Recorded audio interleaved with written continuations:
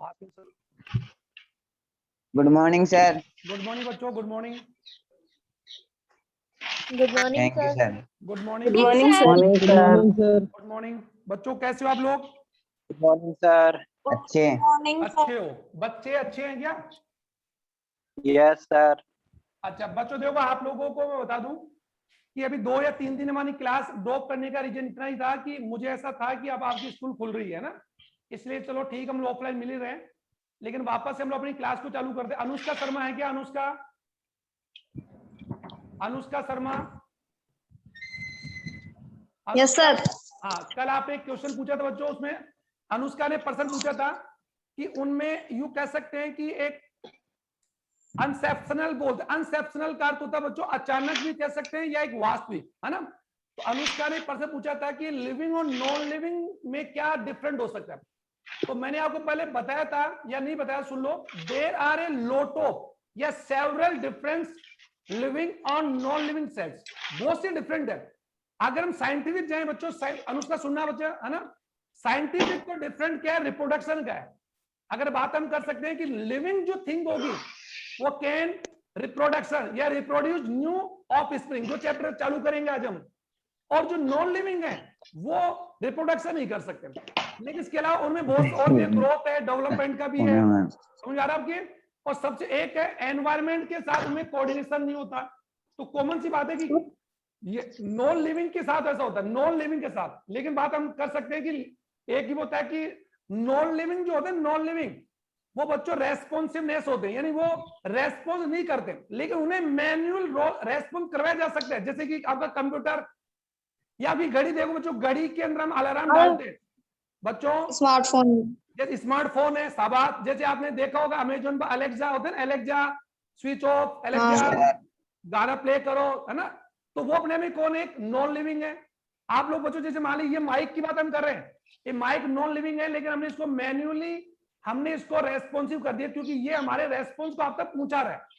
मेरी आवाज आप तक नहीं आ रही बच्चों, इस मोबाइल के माध्यम से नहीं बच्चों, आ रही है सर। माध्यम से या गैजेट के माध्यम से आ रही। तो ये कौन है? नॉन लिविंग कौन है? तो non living can responsive by manual control, अगर मैन्युअल कंट्रोल के द्वारा वो अपना रेस्पॉन्स बता सकते हैं। ओके, बट अगर डिफरेंट अगर आपको पूछे ना बच्चों, there are a big different, अगर पूछे जेनेटिकली डिफरेंट तो कौन सा है? रिप्रोडक्शन, जनन की बात ध्यान दोगे आप, जनन भी है, सेल भी है, और क्या बोलते हैं जीवन का लाइफ स्पैन भी है, ये बहुत सी डिफरेंस है। उपापचय क्रियाएं होती है, रेस्पॉन्स है ना, ये बहुत। तो आज हमारा जो चैप्टर हम चालू, अनुष्का क्लियर है बच्चे, समझ आ गया आपके? Anushka yes sir. ठीक है। तो आप जो और मिलेंगे और मैं बता दूंगा आपको, लेकिन आप इसको ध्यान दें कि आज हम चैप्टर आप स्टार्ट करें बच्चों, लेसन नंबर 1 चालू कर रहे हैं। जो लेसन फर्स्ट आप लोगों के ईआरपी ऐप पर हमने वीडियो डाल रखे हैं अशोक सर के, लेकिन मैं चैप्टर को दोबारा पढ़ा रहा हूं ताकि हम लोग इसको स्ट्रॉन्गली पूरा कंप्लीट करें। अब बच्चों देखो, पहला जो चैप्टर है, अगर बात हम करें, चैप्टर का नाम ही क्या है? रिप्रोडक्शन इन ऑर्गेनिज्म, यानी जीवों में जनन। तो हम पहला चैप्टर चालू कर रहे हैं, और बच्चों एक बार ध्यान दीजिए, जीवों में जनन। अब बच्चों एक बार ध्यान दो, जो सबसे पहले बात हम करें जनन ना जाकर, सबसे पहले मैं आपको क्लियर करना चाहूंगा, अभी आपने पूछा वही चीज, नॉन लिविंग और लिविंग। बच्चों ध्यान देना, यानी यूं कह सकते हैं हिंदी में अगर बात हम करें, निर्जीव और सजीव। तो इसमें मैं ज्यादा लंबा लेक्चर ना देते हुए सिंपल आपको लेके चलता हूं कि पृथ्वी नामक प्लेनेट पर अगर बात हम करें, तकरीबन अगर बात हम करें लगभग 4.5 मिलियन, या लगभग यूं कह सकते हैं 450 करोड़ साल पहले, वर्ष पूर्व, पृथ्वी पर किसकी उत्पत्ति हुई बच्चों? जीव की। ये ध्यान से सुनना, क्या लगभग 450 करोड़ साल पहले पृथ्वी की उत्पत्ति हुई, सॉरी पृथ्वी की। और फिर इस पृथ्वी पर 50 करोड़ साल बाद में प्राचीन महासागर में, प्राचीन महासागर का मतलब हो गया जो आज आपका महासागर ओशियन है ना बच्चों, तो हिंद महासागर आप जानते हो, पैसिफिक है, ये सब नाम सुनो, हिंद महासागर नाम सुनो, भूमध्य महासागर है ना। तो हम लोग जानते हैं ये जितने भी ओशियन आप जानते हैं, ये सभी उस समय क्या हुआ करते थे? प्राचीन। उसके बाद तो उनमें क्या हुआ बच्चों? उसके बाद में उनमें कहीं ना कहीं भौतिक सॉरी भौगोलिक दृष्टि से उनके अंदर क्या हुआ होगा, फ्यूजन हुआ होगा, और एक में फिजन भी हुआ, वो टूटे भी होंगे, अलग भी होंगे, वो बाद में हम पढ़ेंगे। लेकिन इतने करोड़ साल पहले धरती के ऊपर जनन हुआ, ध्यान सुनना, सॉरी सॉरी जीव की उत्पत्ति हुई, और वो जीव जो है उनमें से अधिकांश जो जीव बच्चों, अधिकांश जीव आज भी धरती पर मौजूद है। तो ये कैसे संभव हुआ, जबकि हम जानते हैं कि धरती के ऊपर तकरीबन अगर बात हम करें बच्चों 20 से लेकर लगभग अगर बात हम करें 20 से लेकर 45 लाख प्रकार के जीव हैं। मैं इसमें आपको समझा रहा हूं, 20 से 45 लाख प्रकार के धरती पर क्या जीव है, और प्रतिवर्ष 10,000 से ज्यादा नए जीवों का एक्चुअली क्या होती है बच्चों, खोज होती है। और हमारे साइंटिस्ट मानते हैं कि धरती के ऊपर लगभग अगर बात हम करें 3 से 5 करोड़ प्रकार के जीव हो सकते हैं, लेकिन यह कहना जल्दबाजी होगा, क्योंकि धरती के ऊपर, प्लेनेट के ऊपर कितने प्रकार के जीव हैं इसका अभी तक पूरी तरह से डिस्कवर या एनालिसिस नहीं हो पाया। लेकिन अनुमान अगर बात हम करें तो बहुत करोड़ों प्रकार के जीव धरती पर है। अब ध्यान सुना, अभी करोड़ों प्रकार के जीव धरती के ऊपर जो है, कई जीव आज भी करोड़ों हजारों साल पहले उत्पन्न हुए, और आज भी वो जीव धरती के ऊपर, जैसे मानव की बात हम करें, गाय, भेड़, बकरी, कुत्ता, बिल्ली, गेहूं, जौ, चना, मक्का, बाजरा, केचुआ, मगरमच्छ, या फिर एविज, या फिर मैमल्स, या प्रोटोजोआ, ये सारे धरती पर मौजूद हैं। तो ये कैसे संभव हुआ, तो ये तभी संभव हुआ बच्चों, ये तभी संभव हुआ होगा कि प्रत्येक जीव ने अपने जीवन काल के अंदर, किसके अंदर बच्चों, अपने जीवन काल में एक विशेष प्रकार की एक जैविक प्रक्रिया, यानी जनन के द्वारा, एक जनन की जिसके द्वारा उसने क्या उत्पन्न की बच्चों, अपनी संतति, और वो संततियां ही धरती के ऊपर आज उनके वंशज के रूप में विराजमान है क्या, यस। तो मैं एक लंबा लेक्चर ना देकर लेके आता हूं कि पृथ्वी पर जो सजीव होते हैं, राइट सर, उन्हीं की बात हम कर रहे हैं। सजीव मतलब जीव जो जनन कर सके, जिनका जीवन काल होता है, उपापचय क्रिया होती है, जो रेस्पॉन्सिव यानी जो अनुकरण कर सकते हैं, या जो ग्रोथ कर सकते हैं, वृद्धि कर सकते हैं, जो चल कर सकते हैं, ये सारे सजीव गुण होते हैं, और जिनका एक जीवन काल होता है, और जो जनन कर सके। तो अगर धरती के ऊपर करोड़ों साल पहले के जीव भी आज मौजूद है, अगर मैं बात करूं मानव की बात हम करें तो लाखों साल पहले मानव की उत्पत्ति हुई, आधुनिक मानव की बात बोल रहा हूं बच्चों मैं, होमो सेपियंस की, तो लगभग 1,40,000 साल पहले का मानव आज भी धरती पर मौजूद है हमारे रूप में। तो वो कैसे संभव हुआ होगा, जनन द्वारा। ओके बच्चों, क्योंकि अगर कोई प्राणी जनन नहीं करता या कोई सजीव जनन नहीं करता तो उसकी नवीन संतति नहीं आती। जनन क्रिया के द्वारा ही प्रत्येक सजीव अपने आनुवंशिक गुणों को, मतलब अपने जीव द्रव्य को, अपने डीएनए को किसको देता बच्चों, आवाज नहीं करेंगे बच्चों प्लीज, आवाज, डोंट मेक एनी नॉइज, आवाज नहीं करें, ऑडियो को बंद रखें, वीडियो को चालू कर सकते हैं आप लोग, ठीक है, वीडियो को चालू कर लीजिए एक दो बच्चे, जिससे मुझे रेस्पॉन्स मिलता रहे आप लोग। अच्छा चलो ठीक है, तो एक्चुअली में ये मैं घुमा कर आ रहा हूं कि सजीवों के अंदर जो उनका प्रमुख गुण होता है, वैसे तो बच्चों बहुत से गुण होते हैं, और जीवों में जनन शुरू करने से पहले हम लोग शुरू करेंगे सजीव क्या है, ध्यान से। तो सजीव हम जान सकते हैं जो living things, the organism which can produce new offspring by a physical या by a you can biological process, ऐसे हम लोग जीव को हम लोग क्या बोलेंगे, सजीव बोलेंगे। ये सिंपल सी बात है। और सजीव ही एक ऐसी या सजीव ही एक ऐसी संरचना है जो अपने जीवन काल में, जैसे कॉमन बात, जो हमारी उत्पत्ति हमारे माता पिता से हुई, और हमारे माता पिता की, उनके माता पिता, उनकी इस प्रकार ये प्रॉपर, अगर हम पीछे में जाते हैं, बैक में जाते हैं, तो ये बातें कि लाखों सालों पहले के प्राणी भी आज धरती पर हैं, जैसे मछलियों के रूप में। तो मछलियों के द्वारा मछलियां उत्पन्न हो रही है, ये अलग बात है कि मछलियों के द्वारा मछलियों में विकास हुआ, तो उसके बाद एम्फीबियन आए, एम्फीबियन में विकास होकर फिर कौन आए बच्चों, रेप्टाइल्स आए, रेप्टाइल्स में विकास होकर क्या है, एविज आए, एविज के विकास होकर क्या है, मैमल्स आए। ये एक तो एक विकास, एक डेवलपमेंट, या एक अपने जैव विकास की एक श्रृंखला, या जैव विकास के एक सतत मार्ग है। लेकिन सिंपल वे में आप देखें, हमने देखा होगा कि गेहूं से गेहूं ही पैदा होती है, मक्का से मक्का, बिल्ली से बिल्ली, गेहूं, मानव से मानव, गाय से गाय, भेड़ से भेड़, और कुत्ता से कुत्ता। तो ये कौन सी प्रक्रिया, जनन। और जनन के द्वारा ही प्रत्येक सजीव अपने गुणों को अपनी संतति में देता है। ये ध्यान से सुनो, या तो कंप्लीट या फिर कुछ, जैसे कि बताऊंगा आपको, अलैंगिक जनन करने वाले प्राणी, ध्यान सुनो, अलैंगिक जनन करने वाले प्राणी अपने तमाम गुणों को अपनी संतति को देते हैं, राइट, और इसीलिए उनकी संतति आपस में और अपने जनक से बिल्कुल हुबहू होती है, जिन्हें हम क्लोन कहते हैं। ये मैं बहुत पहले डिस्कस कर चुका हूं आपके साथ। और जो लैंगिक जनन करने वाले प्राणी होते हैं, विकसित जो डेवलप्ड होते हैं, लाइक मानव की बात हम करें, एंजियोस्पर्म की बात हम करें, या जितने बड़े प्लांट्स और एनिमल्स हैं, वे सब लैंगिक है। और लैंगिक जनन के द्वारा जनक जो होते हैं, हमारे पेरेंट जो होते हैं, वो अपने गुणों को हमें देते हैं। जैसे कि माता से हमें क्या मिला? अंडाणु, पिता से क्या मिला? स्पर्म। तो स्पर्म और अंडाणु, माता और पिता का योगदान से हमारी उत्पत्ति हुई। तो हमारे अंदर हमारे माता पिता के कंप्लीट गुण नहीं है बच्चों, कुछ गुण माता के और कुछ पिता के। इसी प्रकार से इस प्रक्रिया का नाम क्या है? जनन, जिसके द्वारा प्रकृति में सभी जीव धरती पर मौजूद हैं। हाँ, अब अलग बात है कि कुछ जीव नष्ट हो गए या विलुप्त हो गए या कुछ नष्ट होने के आधार पर, ये भी पढ़ेंगे हमारे चैप्टर कोर्स में ही है, 16 चैप्टर में पढ़े हैं, 15 में पढ़ेंगे। विलुप्त होने का कारण क्या रहा होगा? कि वे प्राणी अपने प्रकृति में होने वाले परिवर्तनों के साथ अडेप्ट नहीं हो पाएंगे या अनुकूल नहीं हो पाएंगे। उसके कई रीजन हो सकते हैं, लेकिन अभी तक किसी प्राणी के नष्ट होने का या विलुप्त होने का एक्यूरेट कारण तो पता नहीं लग पाया, लेकिन हम लोग कह सकते हैं ऐसा हुआ होगा, right. Reproduction in organ, okay. ये निर्मल दरिया ने डाला है, रिप्रोडक्शन इन ऑर्गन में। निर्मल क्या बात है? निर्मल, निर्मल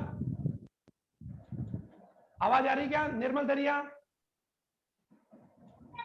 निर्मल आर यू लिसनिंग में? आप सुन रहे हैं क्या बच्चों? एक दो बच्चे अपने उसको चालू करो, वीडियो को। एक दो बच्चे अपने वीडियो चालू कीजिए। सुनील शर्मा, विष्णा, राहुल, ये याद अपने वीडियो चालू कीजिए। वीडियो चालू कर ली। मोनिका, ज्योति, सोनाक्षी, ये अपने वीडियो को चालू करो बच्चों। आवाज आ रही है मेरी? आवाज आ रही है क्या? आवाज आ रही है? ठीक है, यस सर। आप एक दो बच्चे अपने वीडियो को चालू कर लीजिए। मोनिका, खुशी, कोमल, सोनाक्षी, विकास, आयुष, कोई बच्चे जो है ना जिससे मुझे आपका रेस्पॉन्स पता लगता रहे, ठीक है। अनुष्का शर्मा, थैंक यू बच्चों। आयुष, निर्मल, ठीक है। अब ध्यान दो, अब देखो ज्यादा टाइम खराब ना करते हो, अपने पॉइंट पर आता हूं मैं। अब आता जीवन काल। जो सजीव तो समझ में आ गया, सजीव और निर्जीव के बीच में हम लोग अंतर पढ़ चुके हैं। सजीव वे प्राणी जिनका जीवन काल होता है, जो जनन करते हैं, जो वृद्धि करते हैं, विकास करते हैं, मूवमेंट कर सकते हैं, उपापचयी क्रिया होती है, रेस्पिरेशन होता है, उत्सर्जन क्रिया होती है। ये सारी क्रियाएं एक्चुअली में किसी होती है? सजीव में। लेकिन सजीव और निर्जीव में मेन जो डिफरेंट है बच्चों, उनके डीएनए का है। ये याद रखो अपने दिमाग के अंदर, डीएनए जिसके अंदर है वो सजीव है, ओके बच्चों। और डीएनए जिसमें नहीं है वो सजीव नहीं है। जैसे कि और डीएनए कहां पर होगा? कोशिका में होगा। और आपको याद होगा मैंने कहीं ना कहीं पढ़ाया था आपको सेल थ्योरी, कि सभी सजीव, all living organism are consist cell और मोल सेल्स अकॉर्डिंग टू स्वान और स्लाइडर। ये हम लोग पहले पढ़ चुके हैं, तो वही बात यहाँ बता रहा हूं। और जैसे मार्कर पेन है, सर क्या दिस पेन, यू कह सकते हैं is this pen produce a new marker pen? तो आप बोलोगे नो सर, ये नहीं कर सकता। यू कैन, ये नहीं कर सकता। उसी प्रकार की टी शर्ट है, या आपका डस्टर है, या आपका ये घड़ी है, तो ये सब नॉन लिविंग है। लेकिन कॉमन सी बात है, लिविंग और नॉन लिविंग अंतर पढ़ के हम पढ़ रहे हैं कि पृथ्वी की उत्पत्ति लगभग 400 करोड़ सालों के बाद होने के बावजूद भी धरती पर आज भी बहुत सारे जीव धरती पर मौजूद हैं। प्रोटोजोआ, फोरिफेरा, सेंटेट्रा, मैमेलिया, कोडेटा, नॉन कोडेटा, हेमिकोडेटा, ये आपने सुना होगा। तो इसका अर्थ ये कौन सी प्रक्रिया के द्वारा ऐसा हो रहा है? वही मैं कह रहा हूं कि सजीव का सबसे पहले हम पढ़ेंगे सजीव क्या? जो जनन कर सके, जिसका जीवन काल होता है। तो सबसे पहले आप लोग सजीव के कोई 5 कैरेक्टर लिखेंगे और उसके बाद आगे चलो। तो सजीव का सबसे इंपॉर्टेंट गुण होता है बच्चों जीवन काल। सर हाँ बच्चों, यस कोई टॉकिंग? सर कामगार मधुमक्खी व खच्चर तो जनन नहीं करते, क्या वो भी नॉन लिविंग है? कौन बोल रहा है? नहीं, कंगारू नॉन लिविंग है। कंगारू, खच्चर, कौन? ये कौन? आवाज क्लियर नहीं आ रही, कौन बोल रहा है? शेखर शर्मा। क्या बोल रहा? सर कामगार मधुमक्खी और खच्चर जनन नहीं करते, क्या वो नॉन लिविंग है क्या? नहीं, ये आपका आंसर सही है। भाई खच्चर के अंदर और जो यू कैसे जो ड्रोन मधुमक्खी होते हैं, ड्रोन, ले ड्रोन बच्चों, ड्रोन कैसे नहीं करता, ड्रोन मादा मक्खी के साथ सेक्सुअल रिप्रोडक्शन करता है। और चलो ठीक है, वो रिप्रोडक्शन नहीं करता। जब खच्चर की बात हम करें, म्यूल की बात हम करें, म्यूल का प्रोडक्शन मेल डंकी और फीमेल मेल से होता है, ये तो हमें मालूम है, जो हम पढ़ेंगे। लेकिन इसका अर्थ ये नहीं है, क्या उसके अलावा फिर क्या उसका जीवन काल नहीं है, क्या उसके अंदर सेल्स नहीं है, क्या उसके अंदर डीएनए नहीं है, क्या उसके अंदर ग्रोथ नहीं है, क्या उसके अंदर क्या उसका जीवन काल या उसकी मृत्यु नहीं है, क्या उसका जन्म नहीं, सब कुछ है। एक रिप्रोडक्शन नहीं कर पाता, लेकिन एक्चुअल में रिपोर्ट ये जो इसलिए क्योंकि वो जन्म जाती, एक्चुअल में क्या होता है बच्चों, स्ट्रॉयल है, बंदे हैं। ऐसे मैं एक बात पूछूं, हमारे मानव के अंदर भी कई ऐसे दंपति हैं, बच्चों मैंने लेसन में 4 पढ़ाया था, बंदे था, कि मानव में भी कई ऐसे कपल्स हैं जो अपने जीवन काल में संतान पैदा नहीं कर पाते। तो क्या फिर वो नॉन लिविंग है? नहीं, उनमें रिप्रोडक्शन की कैपेसिटी कभी कभार किसी कारण से नहीं आती है, तो वो तो उनका एक भ्रूणी विकास का एक यू कह सकते हैं पॉइंट हो सकता है। आप मेरी बात समझे, क्या मानव के अंदर सभी दंपति या सभी कपल संतान पैदा कर पाते हैं? क्या मैं बोलूंगा नहीं, नहीं। क्या सभी प्राणियों में जनन क्रिया हो पाती है? क्या नहीं, क्योंकि कई प्राणी अपने जीवन काल में जनन क्रिया के पहले ही मर जाते हैं। कई बच्चे अपने मां के घर में मर जाते हैं, तो इसका मतलब क्या सजीव नहीं है? तो जनन, मैं फिर बोलूंगा, जनन लिविंग और नॉन लिविंग के बीच का डिफरेंट है। लेकिन क्या कोई प्राणी, मुझे बताइए बच्चों, अगर कोई भी व्यक्ति अपने जीवन काल में 10 साल की उम्र में मर गया बच्चा, या 5 में मर गया, या घर में मर गया, या 2 साल में या 5 साल बाद मर गया, तो क्या वो सजीव नहीं है? अब आप सर वो तो जनन ही नहीं कर पाया, तो वो जनन तक पहुंच ही नहीं पाया, क्योंकि हमारी जनन की अवस्था कौन सी है? किशोर अवस्था के बाद, 18 के बाद। सर बताए थे ना मैंने। वैसे हर प्राणी का जनन का एक जीवन काल होता है, तो उसको हम डिस्कस करेंगे। तो खच्चर, अच्छा बात पर्सन अच्छा पूछा, वो बाकी अन्य गुणों की दृष्टि से सजीव है। और नर मधुमक्खी बच्चों मादा रानी के साथ सेक्सुअल मैटिंग करती है, तभी तो मधुमक्खी के छत्ते का डेवलप होता है, जो मैं बताऊंगा आपको। ठीक है, अब देखो, तो सबसे पहला पॉइंट पढ़ेंगे, टाइम खराब हो रहा है हमारा। जीवन का सजीव में देखो, सजीव के बहुत सारे गुण हैं। पहला गुण हम जानते हैं, सजीव का जीवन काल, बाकी तो रिप्रोडक्शन भी होता है, वृद्धि है, विकास है, उपापचयी क्रिया है, स्वास्थ्य, बहुत से गुण होते हैं। वो रेस्पॉन्सिव होता है, संवेदनशील होते हैं, ये बहुत सारे गुण होते हैं, लेकिन अभी उसके बारे में बात नहीं करें। हम पहला पॉइंट उठा रहे हैं, जीवन काल। अब बच्चों देखो, जीवन काल क्या होता है? लाइफ स्पैन, लाइफ स्पैन का अर्थ होता है, ये कॉमन सी बात यू कह सकते हैं, life span is a life you can time of period in या for which any person, plant and any animal live, यानी एक किसी प्राणी का वह जीवन काल जिसमें वो जीवित रहता है या जीवित रह सकता है, जीवित रहता है या और जीवित रह सकता है। ओके बच्चों, अब इसकी परिभाषा कैसे बोलेंगे कि किसी भी प्राणी या सजीव के जन्म से लेकर प्राकृतिक मृत्यु तक की अवधि को जीवन काल बोलेंगे। मैंने कौन सी मृत्यु बोली बच्चों? प्राकृतिक बोली, अकस्मात नहीं बोली। अकस्मात जैसे कल हमारे मालूम है कि हिमाचल प्रदेश में लैंडस्लाइडिंग से हमारे जयपुर के 4 सैलानी मारे गए, या महाराष्ट्र में अभी हम लोग जानते हैं कि बाढ़ से कम से 200, 250, 300 लोग मारे गए। तो क्या वो उनका जीवन काल था? नहीं, वो उनकी कौन सी मृत्यु थी? आकस्मिक। ठीक है, तो जीवन काल किसी प्राणी का कहां से निकालते हैं?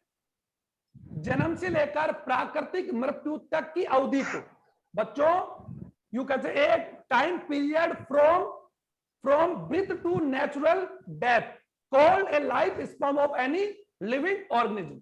एक बार वापस बोल रहा हूं, किसी भी सजीव का जन्म से लेकर प्राकृतिक मृत्यु तक की अवधि को टाइम पीरियड फ्रॉम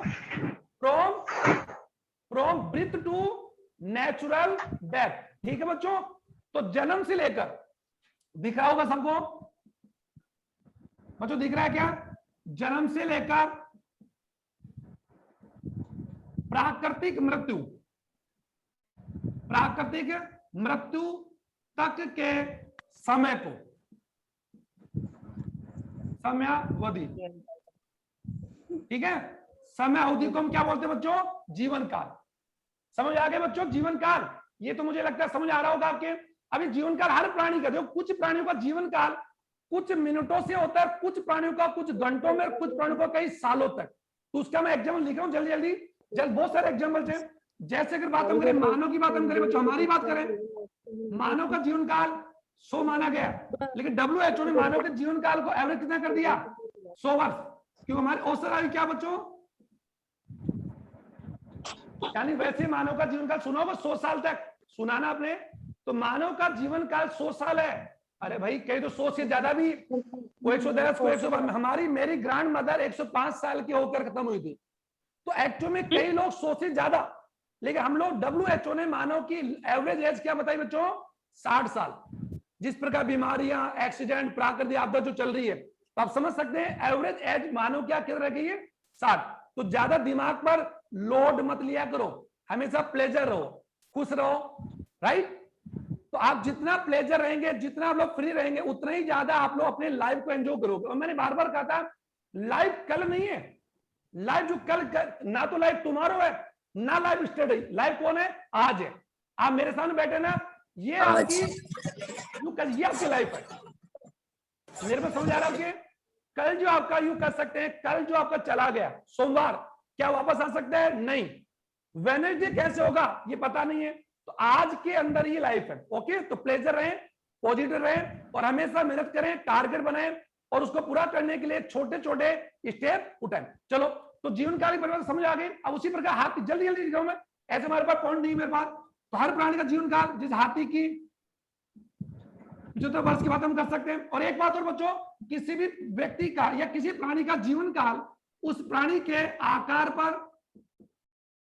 और आकृति पर निर्भर नहीं करता। ये ध्यान सुनोगे आप, किसी प्राणी का लाइफ स्पेन जो है उसकी बॉडी लैंग्वेज पर, शेप एंड साइज पर डिपेंड नहीं करता। क्यों?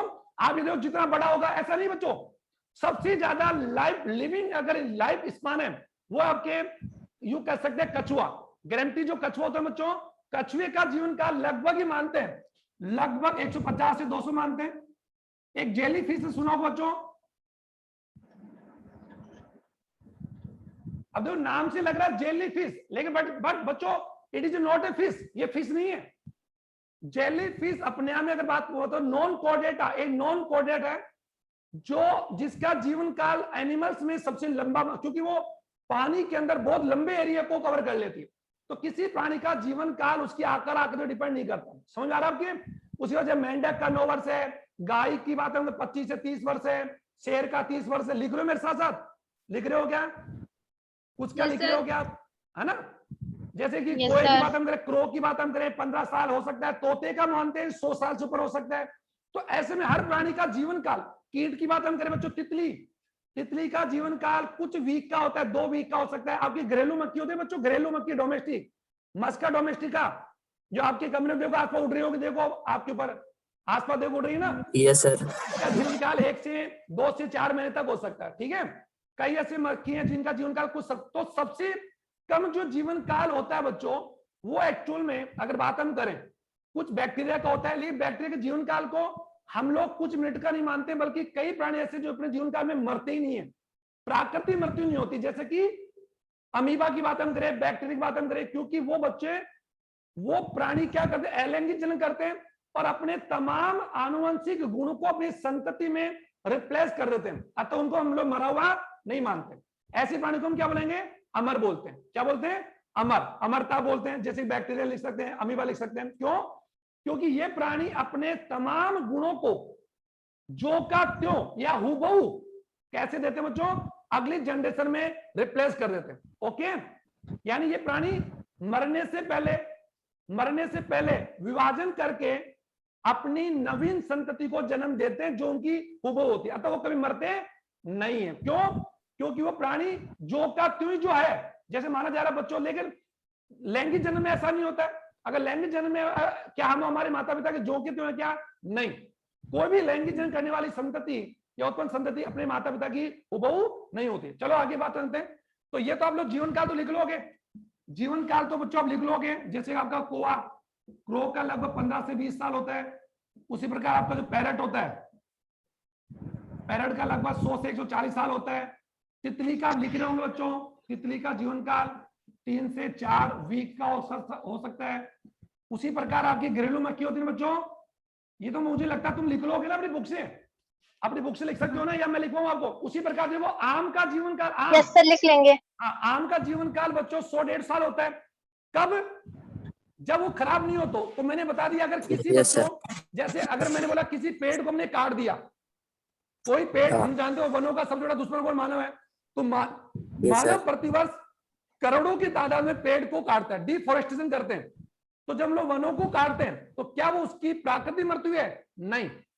प्राकृतिक मृत्यु का अर्थ होता है जब कोई प्राणी अपने जीवन की तमाम अवस्थाओं को कंप्लीट स्पेंड करे, राइट बच्चों, उसे बोलते हैं प्राकृतिक डेथ। जैसे कोई व्यक्ति में कोरोना से मर गया, कोई बाढ़ से, कोई हार्ट अटैक से, कोई क्या, कोई, तो क्या वो नेचुरल डेथ है?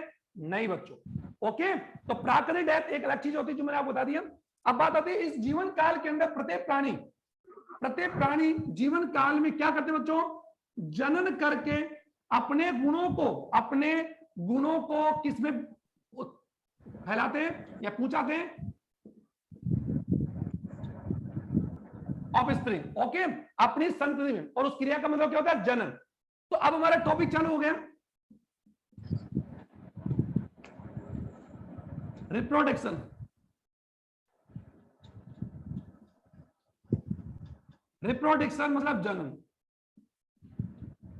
अब बच्चों ध्यान दो, जीवन काल की बाद में आता है जनन। तो प्रत्येक प्राणी अपने जीवन काल में जनन करके नवीन संततियों के रूप में एक नवीन संतति को जन्म देता है। और इसी प्रकार कोई प्राणी जीवन काल में अपने गुणों को अपनी संतति में पहुंचाकर वो प्रकृति में लंबे समय तक जीवित रहता है। तो एक प्रश्न आपको मिल गया कि क्या कारण है कि हजारों लाखों साल पहले के प्रकृति के जीव या प्राणी धरती पर आज भी मौजूद है? तो इसका कारण क्या है?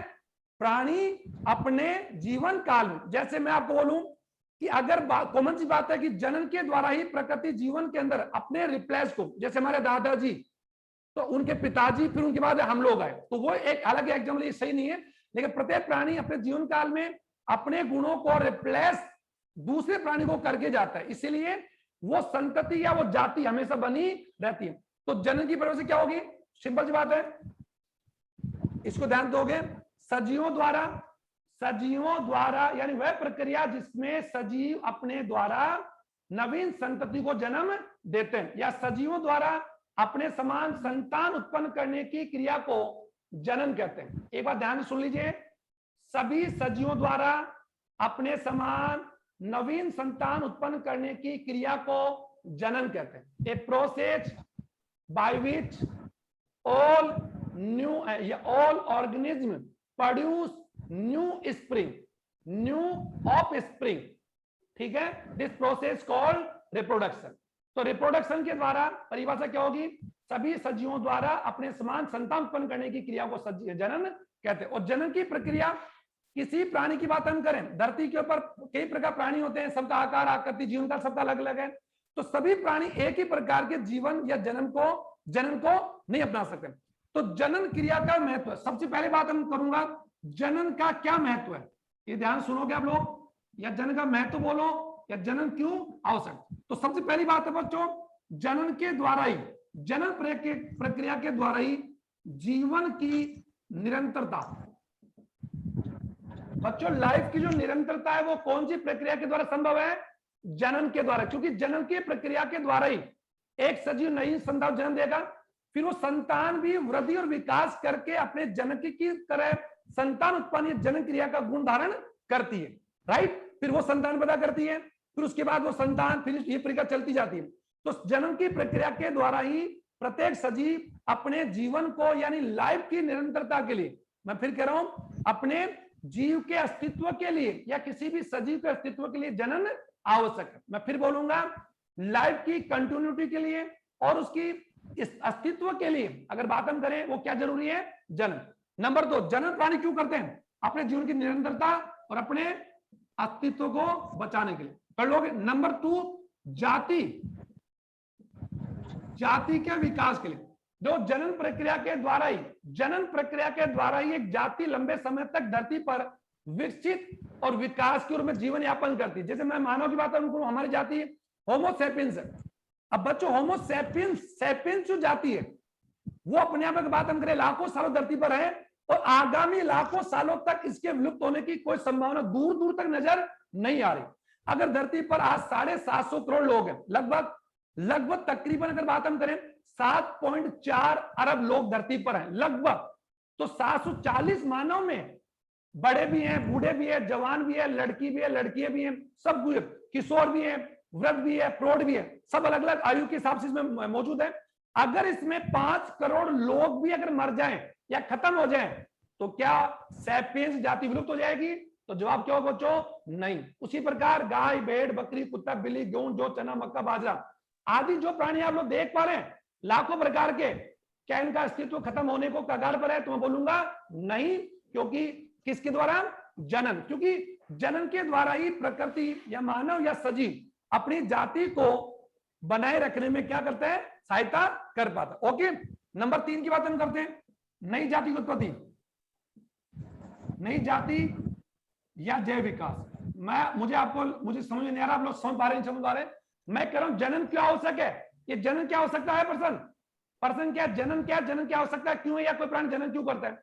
तो कॉमन सी बात है, अगर प्रकृति के सभी प्राणी आज की कंडीशन में आज से ही अगर जनन करना बंद कर दें तो कुछ सालों में धरती के ऊपर जीवन क्या हो जाएगा? समाप्त हो जाएगा। तो बोला ना मैं, समाप्त हो जाएगा ना, क्योंकि अगर हर प्राणी जो प्राणी जनन नहीं करेगा, कोई प्राणी जो धरती पर मौजूद है 40 लाख प्रकार के जो धरती पर, ऐसे मान लो अभी ऐसे करंट मान लो, तो 40 लाख में सभी जीव अगर जनन नहीं करेंगे तो उनके द्वारा नवीन संतान ही पैदा नहीं होगी, और नवीन संतान पैदा नहीं होगी तो हर प्राणी का जीवन काल कभी ना कभी तो खत्म होगा। आज नहीं तो कल, कल नहीं तो परसों, परसों तो 10 साल 20 साल बाद में, तो आगामी सालों में नई जीव पैदा नहीं होंगे और पुराने जो होंगे वो मरे जाएंगे। ओके, क्योंकि बच्चों मृत्यु जीवन का एक सात्विक सत्य है। आप सब जानते हैं कि डेथ हमारे जीवन का, अगर हम सजीव हैं तो ओके, तो मृत्यु जीवन का एक अंतिम सत्य है। तो कॉमन सी बात है, हर प्राणी अपने जीवन काल में जनन के द्वारा नवीन संतान उत्पन्न करता है, और वो संतान ही उस प्राणी का, उस जाति का क्या प्रतिनिधि करती है? क्या? हाँ, क्या हम लोग होमो सेपियंस के प्रतिनिधि नहीं बच्चों? हैं, लेकिन हमारे 1 2 4 10 5 10 20 लाख 10 से कोई परवाह नहीं पड़ने वाला। अगर मैंने बोला हम सभी 5 करोड़ लोग भी अगर धरती पर पड़े आ जाए तो क्या सेपियंस जाति विलुप्त हो जाएगी? मैं बोलूंगा नेवर। क्योंकि बाकी जो लोग हैं वो क्या करेंगे? जनन कर लेंगे, और जनन कर संतान को आगे बढ़ा, मतलब जीवन को आगे बढ़ाएंगे। तो जनन क्या आवश्यक है? नंबर 2, ज्यादा लंबे लक्षण का मैं बोल रहा हूं, आप सुन लें। जीवन की निरंतरता के लिए, जाति विकास के लिए, और नई जाति या जैव विकास के लिए, और सबसे बड़ी बात है प्रकृति में अगर कॉमन सी बात है संतुलन बनाए रखने के लिए, क्योंकि जनन क्रिया के द्वारा ही प्रकृति की जनसंख्या, किसी भी जाति की जनसंख्या में बच्चे, शैशव, किशोर, नवजात, लड़के, लड़की, बूढ़े, औरत, महिला, पुरुष, इन सबकी संख्या एक्चुअल में एक संतुलन अवस्था में है। तो वो किसके द्वारा संभव बच्चों? जनन। क्योंकि जनन के द्वारा उत्पन्न संतति क्या होगी? या तो लड़का या लड़की, कॉमन सी बात है। अगर जनन प्रक्रिया नहीं होगी बच्चों, तो नवीन बच्चे कहां से? और नवीन बच्चे नहीं होंगे तो फिर किशोर कहां से आएंगे? और किशोर नहीं होंगे तो फिर वयस्क कहां से आएंगे? और वयस्क नहीं होंगे तो फिर नवीन संतान कहां से आएंगे? तो प्रत्येक जाति के आबादी में, मैं फिर कह रहा हूं, प्रत्येक जीव की आबादी या जनसंख्या में संतुलन बनाए रखने के लिए क्या जरूरी है? जनन। अच्छा, एक बात ध्यान दो बेटा, जनसंख्या शब्द का यूज सबसे पहले किसके लिए किया गया था? मानव के लिए।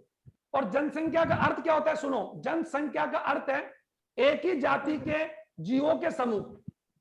तो क्या जनसंख्या गाय, भेड़, बकरी, कुत्ता, बेली, गेहूं, जौ, चना, मक्का, बाजरा आदि की नहीं होती है? होती है। तो हर सजीव की अपनी क्या होती है? आबादी। और उस आबादी को क्या कहते हैं आप? जनसंख्या। जैसे गेहूं के खेत में किसकी जनसंख्या है? गेहूं की। मक्का में मक्का। अब तो आ गए ना? तो वैसे ही हमारी जनसंख्या, क्या हमारी जनसंख्या में बच्चे, बूढ़े, जवान, लड़के, लड़की, छोटे बच्चे, किशोर, ये सब है? तो इन सभी संख्याओं का संतुलन कौन सी क्रिया द्वारा आवश्यक है? जनन। ठीक है, तो जनन क्रिया का चौथा महत्व क्या हो गया? किसी जनसंख्या में सभी सदस्यों की संतुलन के लिए जनन आवश्यक। और आखिरी कौन सा है? जनन प्रक्रिया के द्वारा ही प्रत्येक सजीव अपना रिप्लेस करता है। क्या? क्योंकि आप जानते हैं परिवर्तन प्रकृति का नियम है। और आप जानते हो बच्चों, जैसे मैं आज आप किशोर है, तो क्या कल आपकी जगह आप किशोर अवस्था से किस में चले जाएंगे? वयस्क अवस्था में। तो आपकी जगह कौन आ जाएगा? जो बाल्य अवस्था में। कॉमन सी बात है। तो एक्चुअल में प्रकृति के अंदर जो विस्थापन है या किसी जीव का प्रतिस्थापन, जैसे हम किसके प्रतिस्थापन है? हमारे माता पिता का। हमारे माता पिता किसके प्रतिस्थापन थे? हमारे दादा दादी, नाना नानी। अब तो आया। तो प्रतिस्थापन प्रत्येक प्राणी का किसके द्वारा संभव है? जन। मुझे अपेक्षा तुम समझ रहे होंगे, मुझे अपेक्षा तुम समझ रहे होंगे। आज धरती पर जो जीव है बच्चों, वो किसके रिप्लेस है? अपने पूर्वजों के। राइट। हमारा रिप्लेस कौन करेगा बच्चों? आने वाली जनरेशन करेगी। ओके, मैं आपकी बात नहीं कर रहा, घबराओ मत। आप लोग डर रहे होंगे, अब डरो मत। मैं कह रहा हूं आज के 100 साल बाद में तुम रहोगे क्या? तुम रहना भी पता नहीं। No sir. कोई रहना चाहता है क्या खाट और चारपाई में पड़ा पड़ा बीमार? कोई चाहता है? Yes no sir. सर। उम्र छोटी हो लेकिन हेल्थी हो।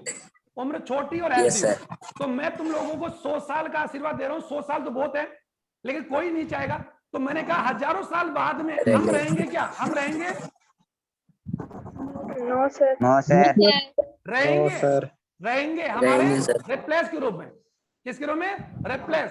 क्योंकि 1000 साल बाद में भी क्या मानव जाति रहेगी? Yes sir. Yes sir. Yes sir. होगी। वो किसके रिप्लेस है? हमारी। क्योंकि हम कौन? उनके। हम उनके पूर्वज हो जाएंगे। ओके, पूर्वज। तो हमारे क्या हो जाएंगे? Yes, sir. वंशज हो जाएंगे। चलो ठीक है।